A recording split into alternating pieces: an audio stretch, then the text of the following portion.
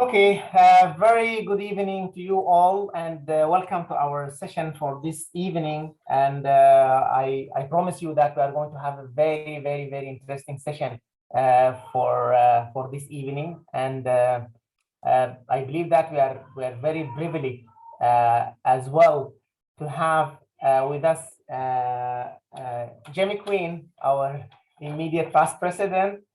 And I didn't know that he's going to come to attend. I just saw him, on the chat. So welcome, Jamie, to the session. And I would like to welcome Richard Bate as well. He's joining us from the presidential team. So to have like Jamie and Richard, this is really interesting, for us in here in Qatar. So I will go quickly through the housekeeping, and then we'll call upon Richard, and maybe Jimmy can say like a few words as well. So for the housekeeping, please make sure that your mics are muted, and make sure that you turn your view to speaker's view. I'm not quite sure if we have time, to allow people to comments directly, but however, make sure that you put your questions on the chat room, and my colleague Valentine is going to help on that. Make sure that you keep your cameras off if you don't want to be recorded, because the session will be recorded.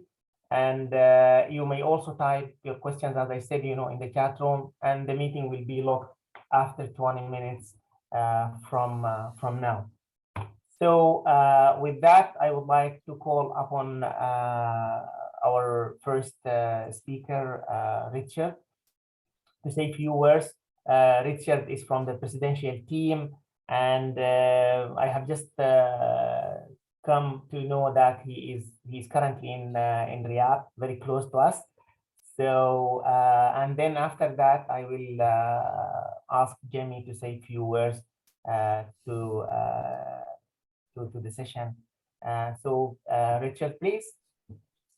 So assalamu alaikum and good evening, ladies and gentlemen. Knowing that Jimmy's on the call, I'd probably better keep this shorter than I was intending. Better leave some space for our previous presidents to say a few words. So my name's Richard Bate, and I'm really honoured to be one of your very new vice presidents. And I'm thrilled to be here with you today for your branch meeting. And also, I'm really impressed with the number of people that have attended. Quite an incredible turnout. I'd very much like to thank your branch chair, Mr. Idrisi, for the invitation to join your branch meeting. And I'm super excited to hear Sandeep talk this evening. And as I mentioned to some of the people that were in the session earlier, Sandeep's book, The Accountability Clock, is already on my Kindle, and I've started to read it. So again, welcome from Riyadh. I'm currently working with Formula E on the Diriyah E-Prix, and on some concerts with the Middle Beast organization. And what an amazing time it is for you all to be in Qatar. So many exciting developments. You've got the World Cup, and also I hear there's a Formula One track about to be built. Now, I love your existing track, LaSalle, but I believe you're getting a new track as well. So I'm going to share a few, sort of a little bit about my career. And I think I'm one of those people that came into health and safety as very much as a second career, but it really has become my passion, and I've been able to draw together two passions: health and safety, and my current career in motorsport. But I'll share that with you in a few seconds. So I started my working career in healthcare. I worked in the United Kingdom National Health Service, and I was a flight paramedic working on a helicopter in North Wales. Did that for 10 years. I kind of gravitated out of that into being a lecturer in a local university in North Wales. So I've spent the last 30 years predominantly working in the events industry. Now, I know many people don't really understand what the events industry is, but we really do take what we do seriously. And we try to improve our health and safety standards in every region that we work. But I've also spent some time in renewables. I worked with MHI Vestas Mitsubishi, and that was based in Denmark. So my wife actually calls me a global nomad. And it's fair to say that I've probably spent much of my life traveling, certainly 30 years, but I consider travel to be a privilege, and I've never taken travel for granted. Now, although traveling during COVID-19, I have to say we've all experienced this, was particularly different. And because of this, it's caused me to kind of review my work-life balance and to consider the impact this kind of never-ending travel has had on my life. So meeting and working with new people, this evening, is a case in point, is my lifelong passion. I love sharing my experiences through volunteering with IOSH. And IOSH has had a real significant impact on my career. Without IOSH, quite simply, I wouldn't be where I am today. And I've been blessed to work on so many incredible events. I've worked on 3 Olympic Games, Tour de France, Paris-Dakar Rally, World Rally Championship. I've spent time with the BBC, and I've done a lot of rock music tours in my time, including with bands like Kiss, AC/DC, Paul McCartney, Pet Shop Boys, many, many more. I guess by those names of those bands, it gives you an indication of how old I really am. I've also worked in Qatar. It's a little while since I was with you guys, but I worked on the Asian Games back in 2010, and I worked in Ras Laffan City with Royal Dutch Shell on a celebration event to launch a new gas to liquid plant. I think that was back in 2011, I think. So it's fair to say that my career has been extremely varied. Often challenging, but I promise you it's never been boring. And my time with BBC Top Gear, I think that's probably amongst the most difficult things I've ever done. But right at the top of my big challenges are working in Bollywood. I've worked on 2 Bollywood movies. My Name is Khan and Ra 1. So, you can see I am definitely a nomad. My current role, I'm the principal IOSH consultant for the FIA Formula 1 World Championship. And you guys know what this is. This is the one that doesn't have engines. This is the one that's powered by batteries, now in its 8th year. What this does for me, though, which really makes it exciting, it puts me at the forefront of electric mobility, and I can clearly see where our race car technology filters down to the road cars. We may all drive in the not too distant future, or in fact, some of us may well be driving right now. So enough about me, and I'm very mindful of the time. Before I joined you this evening, I've spent a little time reading through your branch microsite, and I have to say, I'm really impressed. The comments I read that particularly resonated with me, particularly about effective collaboration and dissemination of information throughout all levels of a business. I love this. This is really insightful and highly relevant, and really also aligns, very, very well with Work 2022. I'm also excited to read, again, your branch objective on diversification and sustainability. This is a subject that's really, really close to my heart. Now, staying with the subject of sustainability, I'd like to politely remind you all about our new campaign, Catch the Wave. And I know that some of you might have already attended a Catch the Wave presentation during our recent Networks Volunteer Conference. So what is Catch the Wave? Well, Catch the Wave prioritizes people alongside the planet. And we'll unlock and unleash the tremendous human value that lies in our workforce, which is sometimes, forgotten in perhaps the more traditional sustainability messages. And clearly the second wave of sustainability is coming. In fact, it's not coming, it's upon us. And IOSH is going to help business to harness its value by placing occupational safety and health at the very heart of this challenge. So sustainability, it's more than just the environment and the impact that we have on business, that, and the impacts that business had on our planet. As the United Nations Sustainability Development Goals show, it's a much broader humanitarian issue. And I can't emphasize how important Catch the Wave is to IOSH and to our President, Louise Hoskins, and to you, our membership. So please feel free to reach out to me or via your regional manager if you'd like any support with our new campaign. We'd be very happy to schedule a session with you for your branch. Now it's time for me to thank you for the amazing work you're doing. And also for delivering incredible events with great speakers during these challenging times for all of us. Don't forget that through volunteering, and this is a personal passion, you'll expand your network, you'll build strong professional relationships, and you'll always receive back more than you will ever give. So thank you all very much. It's time for me to hand back to your branch chair. And once again, thank you for this opportunity to be with you today. I hope you're all looking forward to your speaker as much as I am. Thank you. Thank you so much. Thank you, Richard. This is really interesting, and we'll definitely reach out to you, definitely, for this sustainability and catch the wave. So with that, I would like to call upon Jimmy Queen, our immediate past president. Jimmy. Chair, I'm only here today as a support to my good colleague, Richard. Nothing to say other than miss you all. You all look fantastic, and I will be there soon to see you all, definitely this next coming year or 18 months. Thank you. Thank you, Jimmy. Thank you so much. Take care all. That was a wonderful, as a vice president, we love this branch, Ahmed. It is outstanding. The work you do just is unbelievable. Take care all. Thank you. Thank you very much. Bye-bye. Thank you. Thank you so much. Thank you so much for being with us this evening. So with that, I would like to introduce our presenter for this evening, Mr. Sandeep Kaul. Sandeep is an executive coach and a consultant. He has a kind of over 24 years of experience in leadership development. And to be honest with you, I reach out to Sandeep because I know this is an area that is so important to us as health and safety professionals to improve the leadership, because we are frontliners, we are leading teams and so forth. So this is like the reasons why we organize this session. So we would like to make sure that all our health and safety professionals, they are fully aware of what do we mean by leadership and what are the tools that we need to have, to excel in this area of leadership and accountability for health and safety.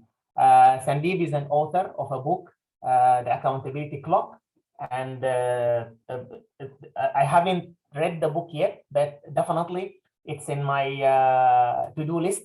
So I will definitely go through the book, Sandeep. And with that, I would like to call you. So please join me to welcome Sandeep. Thanks, Ahmed, for the introduction, and thanks everyone in the IOSH community. Assalamu alaikum and good evening to everyone. And it's a privilege to get an opportunity to speak and share my thoughts around accountability and ownership with you. So I will try to be mindful of the time and try to keep it to the point. And at the same time, what I am going to focus is what is in it for you, so that to make this concept real for you in a simple manner. Yeah. So the way we are targeting, I think probably another 35 minutes, I'll focus on this, and then we'll keep around 10 minutes for question answer. Let us see, because the speech might take a time. I'll try to hasten it, but at the same time, I'll keep important points clearly articulated so that you don't miss out. I'll be sharing a copy of the deck with Ahmed and the IOSH team. So in case you can have a copy, you can take it. So let's start around accountability. And why did I choose accountability is that, 2 years back, while I worked with leadership development over years across countries, both in Asia and Africa and UK, but I also realized the fact that a lot of employees, clients, they say that employees need to exhibit more accountability and ownership. And the reason that they don't move forward is it seems like a black box. So where do we start? What do we do as a first step? How do we make it, take it clear, which areas we want to focus on? That's what we are going to address today. And to make it relevant for you, I would be focusing around, also I'd shared a short survey assessment, and I'll be sharing the results of that survey. So thanks to the 51 people who responded. Others can also respond. And what I'm going to share with all of you is, for people who responded, what are their scores, a little bit of more detail later in the program. So let's start. So I think, as I mentioned, the accountability clock, I wrote the book, and the reason for the book being called Accountability Clock is actually it is a continuum. So as I will go a little later, it is like you observe something, then you fix it. So it's like a round circle. It's not a ladder that you can just climb on top. You have to be at it. Some guidelines. So just be in the moment, take notes if you have a notebook and pen, because my intention for the workshop is if I can give you one idea, one insight, which you can go back and implement in the workplace, because doing is more important than knowing. So if one idea you can pick it up, something that you can implement at your workplace, that will be great around accountability and ownership. I think since Emma has already mentioned about what I do, I'll not spend much time on this. The QR code is there. So in case you want to connect on LinkedIn, feel free to do that. A bit about, so personally, I'm a leadership coach and consultant for last 24 years.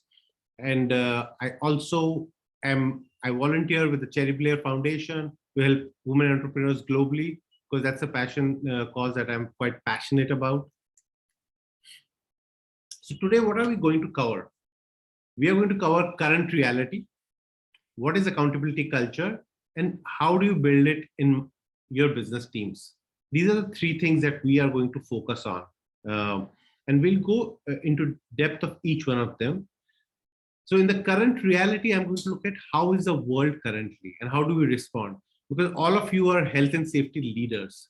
You are leading teams, or even if you are individual contributors, you have the ability to influence people by your actions, your behaviors. So you are a role model to people around you.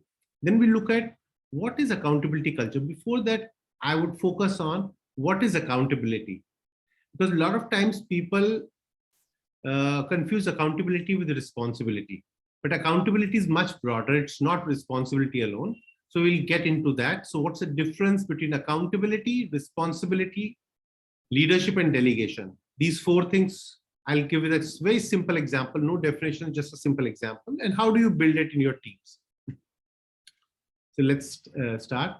So what's the current reality? I think companies last 2 years, I think it's a very different thing, because the world has changed because of COVID. Employees are distracted, anxious. There is lower employee engagement. And when we talk about health and safety professionals, I'm going to come across is that the health aspect has suddenly become a forefront. And you as health and safety leaders now have a table at the C-suite, because this is directly impacting the key talent and all the employees. And not only that, in turn, impacting the business results. So the current focus for health and safety personnel, I just looked at 3 questions, from what I could think of, is how do you continue to protect your workforce? How do you engage your employees? And how do you get the best out of your employees? So these are the things. There's protection.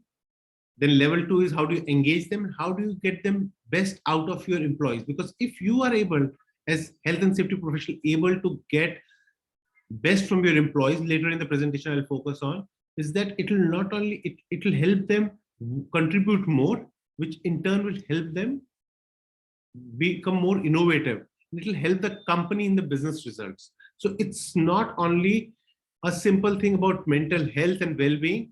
Mental health, it impacts engagement, and engagement impacts accountability and ownership. The more employees are engaged, then they are able to contribute, they own more, and that impacts the business results. Okay, and business results could be of 2 ways. It could be financial results, or it could be outcome-based behaviors. So definitely it will impact financial results, but it could also impact the safety metrics. As some of you in the response has said that ownership, accountability and ownership will help improve the accident impact, safety impact. So those things really make a difference. So when you are at this crossroad, what is the solution? So I would just like you to take you to your childhood. All of us, in some time in our childhood have played this jigsaw puzzle, which is when, a lot of pieces are there which we club together and make a picture. One of the normal ways of solving a jigsaw puzzle is that we pick up one piece and then build the other pieces around it. So in my view, accountability is that piece around which you can build the other pieces. And I will come around how it actually pans out. And we'll break it down, this accountability, so that it becomes more clear to you. But before we get into the accountability, I want to have the current reality, some of the pointers I wanted to share with you quickly around how you can lead in this time. I think so. These are some quick pointers that I want to share. First is start with why. And I think the purpose is very important. And in this time, a lot of our workforce, they have got time to think because you've got a lot of time, we have got free. So they want purpose-driven leadership. So if you provide them purpose, what they are doing, how it is impacting, how involved they are, how recognized they are, that will have a lot of difference in terms of not only the processes and outcome, but their ability to contribute. And I'll focus on, because there are two ways of contribution, what an employee does as part of his job role. But there is also a thing called discretionary contribution, which is if a person wants to contribute, he can contribute if he's engaged. The last 2 years, I think the way I look at it, it's like a tunnel. There's light at the end of the tunnel, but it is a long tunnel. But there's a light at the end of the tunnel. That is what we need to take into focus. Now let's come to innovation. And, because why we are talking of engagement, before I come on accountability, is when employees are engaged, there is a lot of pressure in businesses to do more with less, and ability to innovate. These are the two things which will actually be differentiators. If you are able to get your employees engaged and they are able to contribute a little bit more around innovation, that will differentiate your things, the way they interact with the customer engagement also. Because what's happening is around the world, there's higher team cohesion, need for higher team cohesion. Company rules are getting reviewed. The reason is because the way that there's a lot of employees who are work from home, there's a lot of distractions at home, and sometimes there are unclear expectations because we are not really sure about how the things are going to pan out. Now we are getting a little bit more clearer on the way things are panning out. So before we move forward, what's important is you as a leader, I think it's important to connect with self before you can engage other people. So it's important that you adjust your mindset. You adjust your mindset in terms of being kind and clear and having a long-term mentality. Because see, employees at this point are looking at relational commitments, not only tactical commitments. And relational commitments, so that's the first thing I want to tell. So when we talk of commitments, there are two types of commitments. One is tactical commitments, which is you are supposed to give this report at this time, or you're supposed to do this work. Relational commitments are so tactical commitments are documented, and normally managers expect tactical commitments from their employees, team members. While relational commitments are not documented, but the actions speak. So adjusting your mindset is important, and so that you can connect with the people and help them think long term. So what will happen if you connect with the people? I think clearly they will become more productive. They'll be able to better support their clients because they are themselves being better supported. If you support them, they feel that they are getting supported, they'll be able to support the external world. And they'll be able to better collaborate. So why is accountability important? So accountability is important. Accountability is important because you can get people to find meaning at workplace. Because if they're able to find meaning, not only they would be able to, I think money would be one important aspect, but at the same time, as per HBR research, they are able to contribute a little bit more. That extra 15 to 20%, that can make a big difference. And this is something that they're not getting paid for. They are willingly contributing. So what has happened after COVID is that people are looking for food, clothing, shelter, and meaningful work. So meaningful work has come to this food, clothing, and shelter. That's the new paradigm that has happened.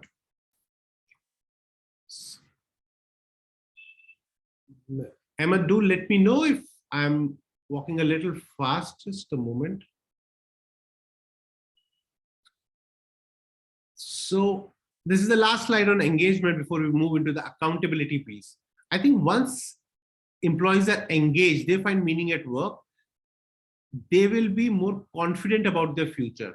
And that will lead to their ability to contribute and ability to contribute to the organization. So connecting with the leaders and to offer perspective and purpose in this time is very important. So this is, and you know, accountability and ownership, if you have the right culture of accountability, you will be able to build an engaged employee. But how do we start? We'll focus on that. So before that, I would just quickly want everyone, you know, I did a survey on LinkedIn and also I've done with clients, and results are pretty much similar. What is the number one reason for lack of accountability at workplace? So there were 3 options: personal ownership, low morale, personal ownership, low morale, and procrastinating employees. So can I just request you, if you could just chat in the, you know, just type in the chat box quickly.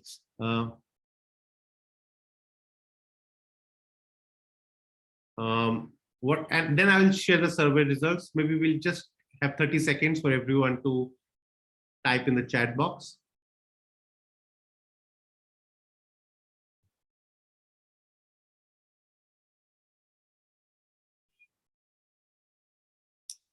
So I'll repeat: personal ownership, low morale, and procrastinating employees.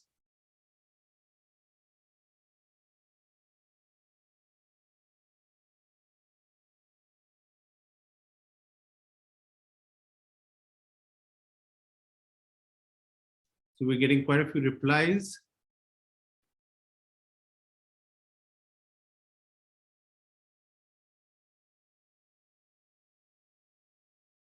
Okay, so let me share with you the results. So the results is, and this is across organizations, results typically, if you were to do a poll, they are between plus minus 3 to 4% of these figures. So 41% feel personal ownership, 39% feel low morale, and 20% feel procrastinating employees. Okay, so let's get into what is accountability. What is the difference between accountability, responsibility, leadership, and delegation? You know, we use these words interchangeably. So the first thing is we should know what is the difference. I'll focus on that. And then I will focus on things that you can. So if from this session, you are going to take 3 things. First is engaging employees is very important, because an engaged employee will be able to find meaning at work and be able to contribute to the organization, which will impact business results, both financial and outcome-based performance. Second, I would want is clarity around accountability, responsibility, leadership, and delegation. And third, we will look at some findings from the assessment that you filled. So as part of, since we have short time, I'll just quickly go through this thing. As part of the book, we also looked at what are some of the common excuses employees give in the organizations. So this is a handy list. So in case anyone wants to, you know, so we just made a handy list. So, so you can have for reference what employees give as an excuse to shy away from accountability and ownership. And when we talk of accountability, I think it's accountability has an impact on different facets. It is an impact. Obviously, there is a monetary impact, financial impact, because you are leaving performance on the table. It has an impact around culture, because the culture of the organization is built, and that is reflected in the way the employees and the organization interacts with different stakeholders, both internally and externally. Third is it could have an impact on health. It could have an impact on stress, well, if there is not proper accountability or not a good culture of accountability and ownership, and it could have an impact on life. And this is not only for organizations, but even for the way different, what we have seen, the way different countries have handled the responses to COVID, and the results are there.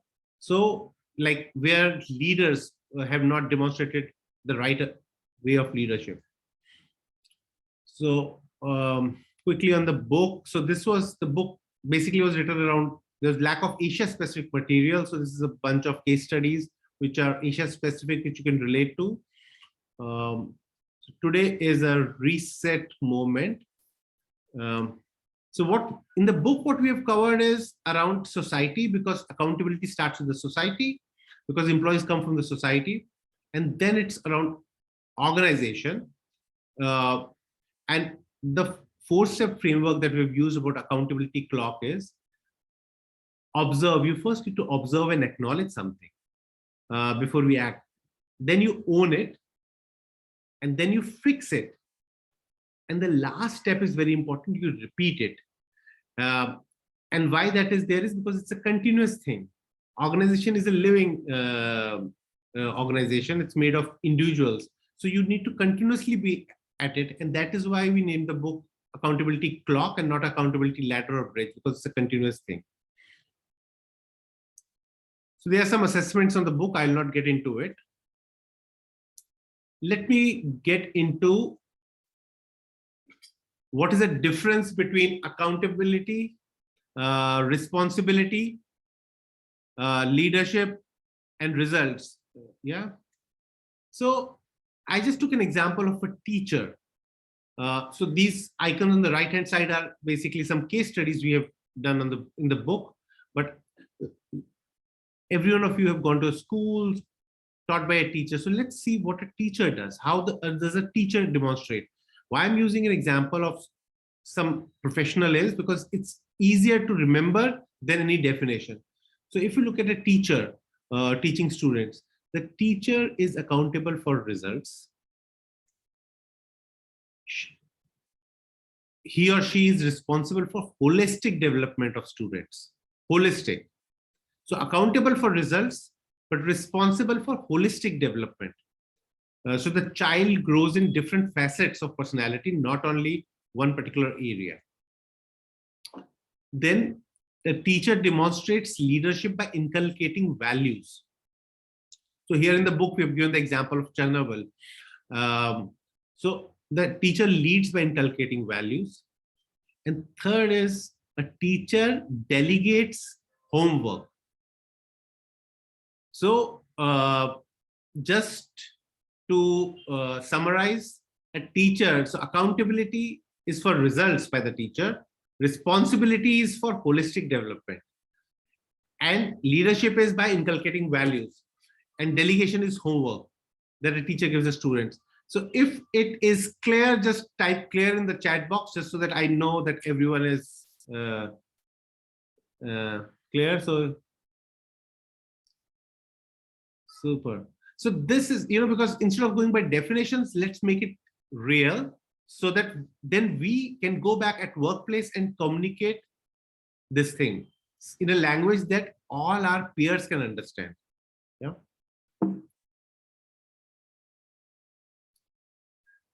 Now about accountability culture. So let's get started.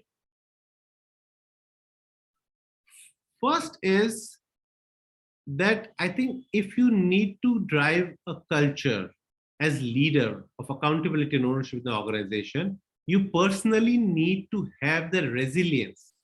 Leadership is not a popularity contest. Leaders lead. So for that, one of the critical things is that you need to have for self resilience and grit.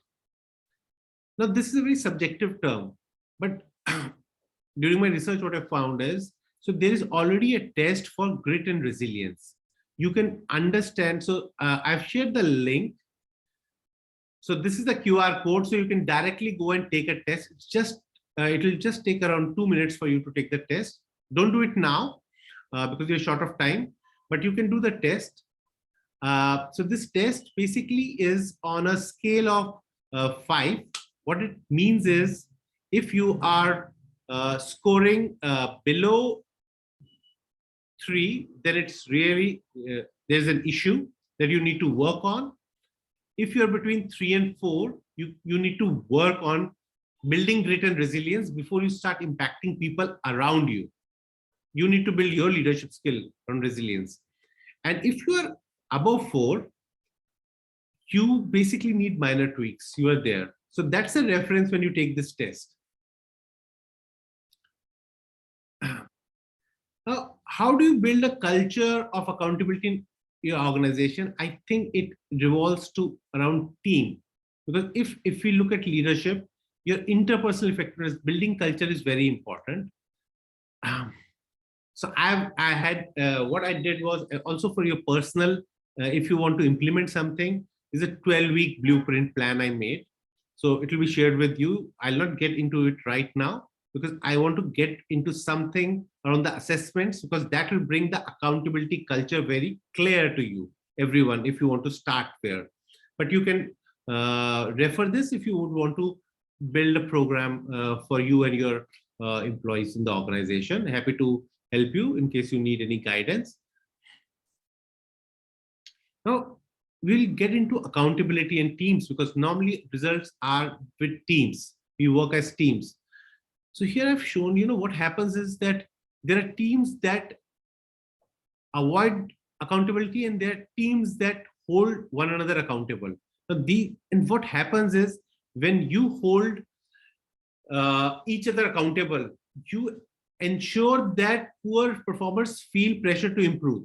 And by accountability, like I gave you the example of teacher, but if you was to take real accountability is not only about responsibility and affixing blame, but it is about how do you hold yourself accountable, how do you hold your team members accountable, how do you hold your peers accountable. So that makes things more cohesive. What it also does is, if you don't have accountability, it will encourage mediocrity, and that thing will percolate over a period of time. Even if it's a large company, it will impact your business results. It will be financial and behaviors. And eventually, it could also lead to, even on the safety side, a lot of incidents that happen because people did not demonstrate accountability and ownership, or did not call out things when they had to be called out. They prefer to brush it under the carpet, or those kind of things, instead of getting all the team together and getting people to push. And now I'll go deeper into this thing. I have another 10 minutes before I close the presentation and we get into Q&A. So this is very important. So for you, I think if you want to create a culture of accountability, because accountability from clients that I spoke in the past, people have the challenges. They know this is important, but where to start? It's like a black box. So the way to look at it as a starting point, there are other facets, but today I'm focusing on this starting point is, and I will tell you why each of them makes. So next 5 minutes are very crucial. I would request you to just listen, and happy to answer questions. These are the 5 blocks, and these blocks are not only blocks, these are interrelated blocks. So if you want to build a culture of accountability in the organization, first is you need to build trust. And what trust means is openness. What also trust means is that you know each other. It's a vulnerability based trust where people are able to speak to each other, understand each other's working style, adapt to each other, and they are open to come out and share things with each other. So trust is very important. And why trust is important is, if your organization has to really succeed, there is a need to have what I call unfiltered conversations, where we go direct to the point. We can speak our heart out, and not only one person can speak, all of the people can speak their heart out. They can speak things which might be at little, what should I say, not in agreement with the other person. So people can speak. So this is like a, I would say, a productive conflict. Okay, because sometimes conflict is a negative connotation. So productive conflict. Now, if you were to have this unfiltered conversation or productive conflict discussions about business future, what to do, your goals, team goals, and organization goals, without having trust, if you were to directly have this, or if you have to have a low level of trust and you as leaders have this unfiltered conversations, that will lead to what is called politics in the office politics, toxic atmosphere. So first is to focus on building trust, then is to get into having open conversations, full open conversations where everyone can disagree and speak their mind. That will give everyone ability to contribute. Right now, sometimes in a lot of organizations, few people speak and other people listen. So that stops the organization from going up to its full potential. Then the next one, the block, is commitment. And why commitment is important is that, so see, if you have trust and then you have full commitment, full conflict, full on unfiltered discussion, what that will yield is that there will be higher buy-in from the employees to what is the decision that the department or the business is taking. And in a world which is ambiguous, sometimes we are navigating, world is changing, at least the employees, all of the employees, their buy-in levels will be higher. So they will be all hands on the deck. Now, once you have trust, then you have unfiltered conversations, then there is a commitment. And then that comes to all of these three things, comes to building a culture of accountability, where people, they're clear, they're committed, and then they're holding themselves and their team members responsible for performance goals, and not only for business results, but also for behaviors. Behaviors could be safety, behaviors could be diversity, there are a lot of behaviors. So holding for all of these things, not only for financial results. That way, everyone is able to push each other. And then once you have trust, unfiltered conversation, commitment, accountability, and then the results will follow. Results, both financial and outcome-based results. Now, this sounds nice, but where do you would say, how do I start and where are we? So if you remember, I think 51 people as of the last I checked an hour back had submitted. So thanks to every one of you, because you all have contributed to making this discussion richer. Because see, as professionals, we also need, especially as health and safety professionals and any other professional, we need metrics. Where do we stand? Because when you're building a culture, it is not that in 3 months you will magically transform. You need to understand what is the trend line. Where are we going? As long as that, because a trend is our best friend, as long as it's positive and incremental growth. So if you want to see the trend line for your culture on the accountability score using these 5 metrics, that was an assessment that I shared with all of you. And I think for people who have, so this is the group score that came.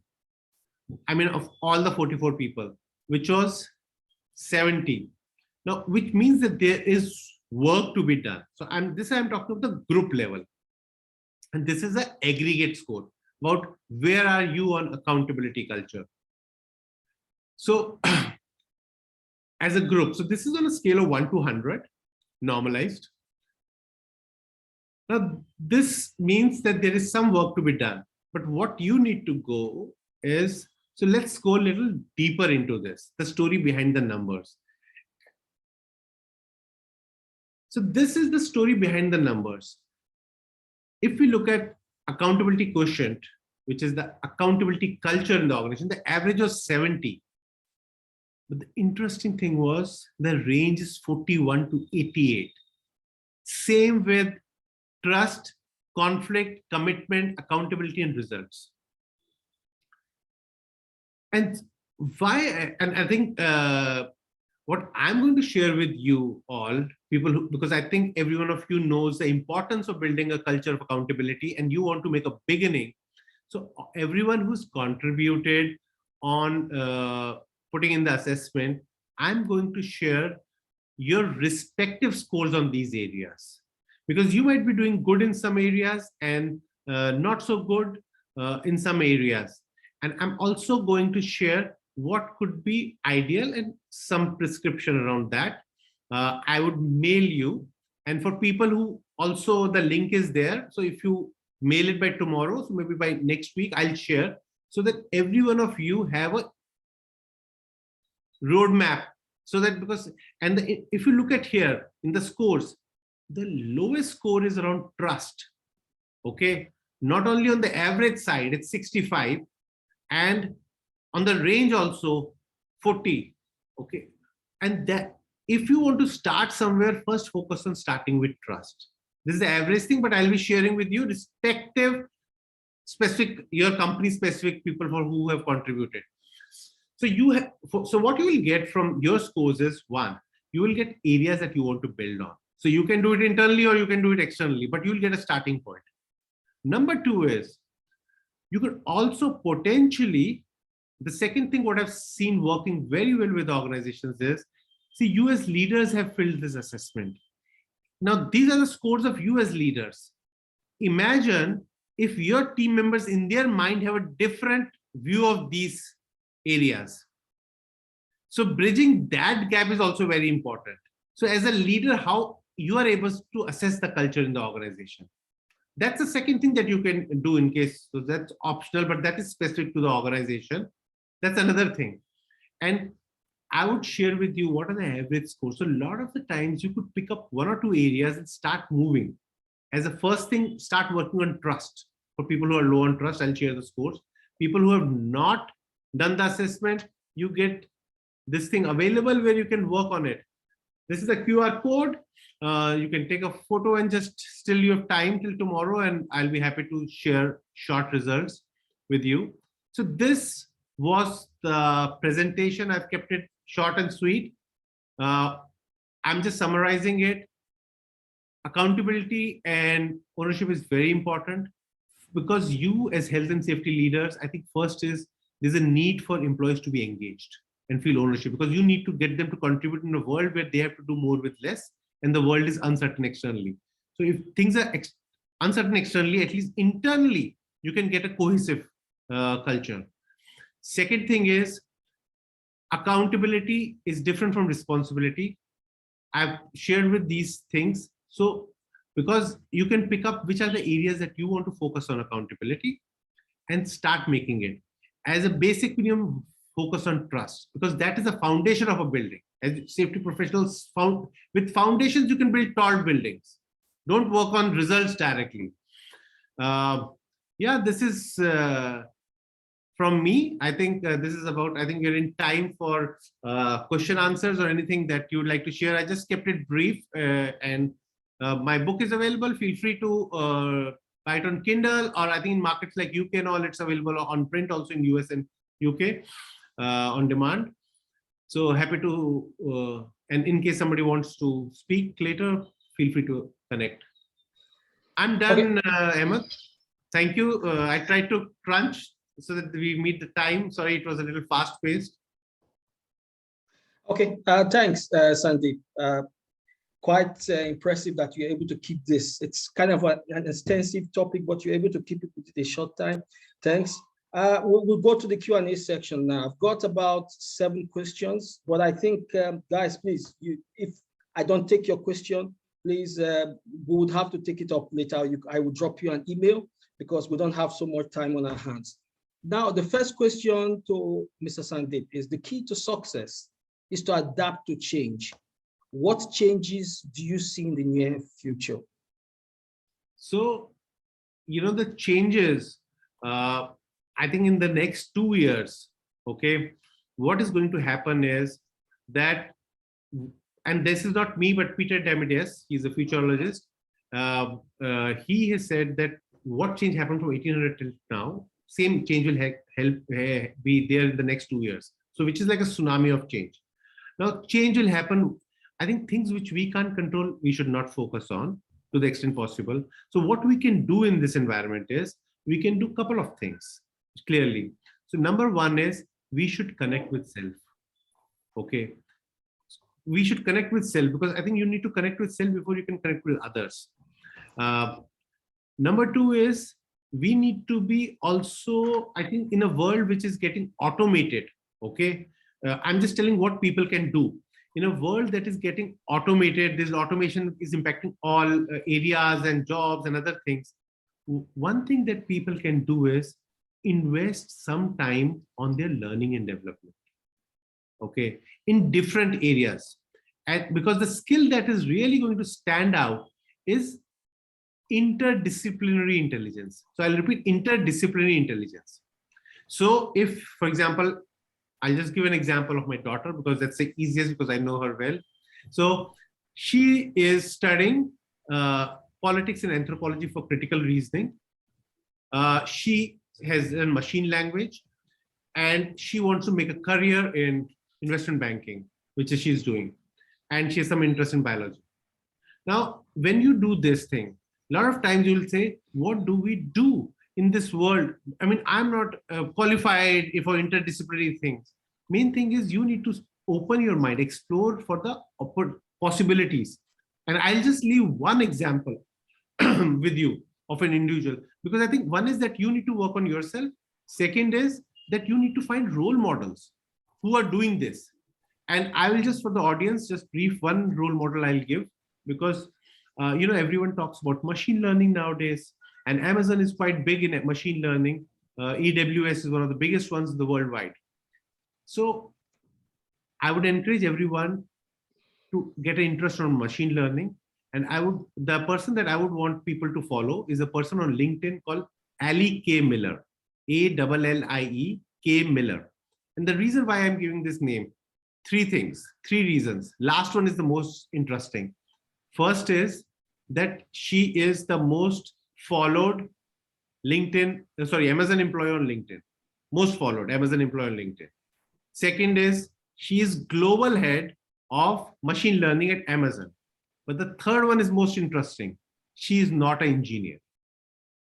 So the thing is, friends, possibilities are there. You open up your mind and invest at least half an hour, 40 minutes, because we need to invest time on ourselves, I would say. This would be my reply. Okay. Thanks, Mr. Sandeep. Now, another question.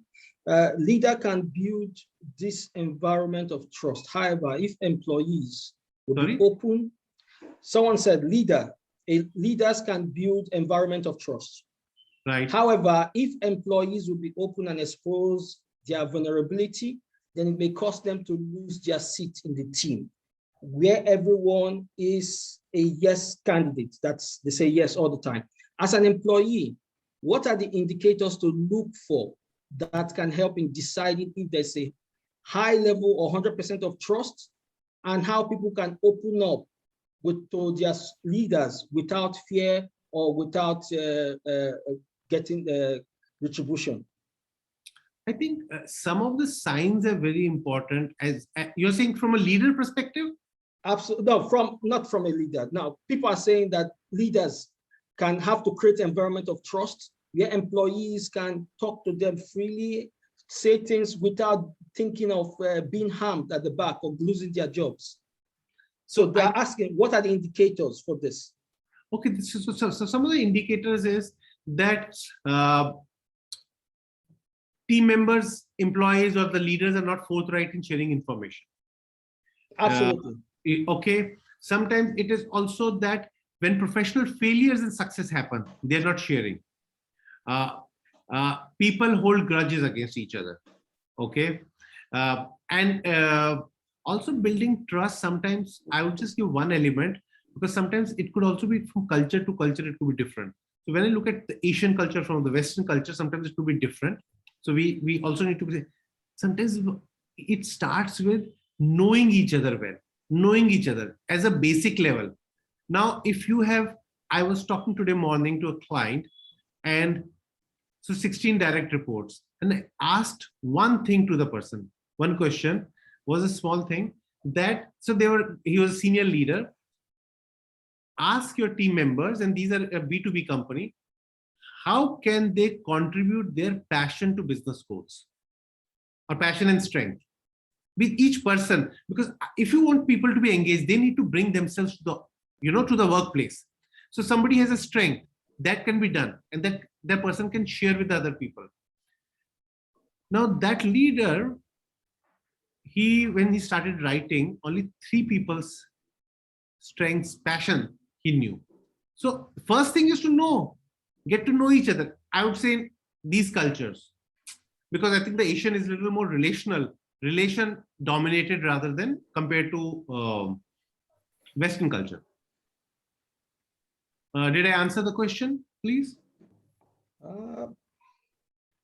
I think to a large extent, yes. Yes, you did. Thank you. Because the person was trying to understand basically how to be able to get out of this culture where you hide and you're not able to express yourself confidently with your leader. Okay, now we've got a few more questions, but I'll just keep it for the last 2.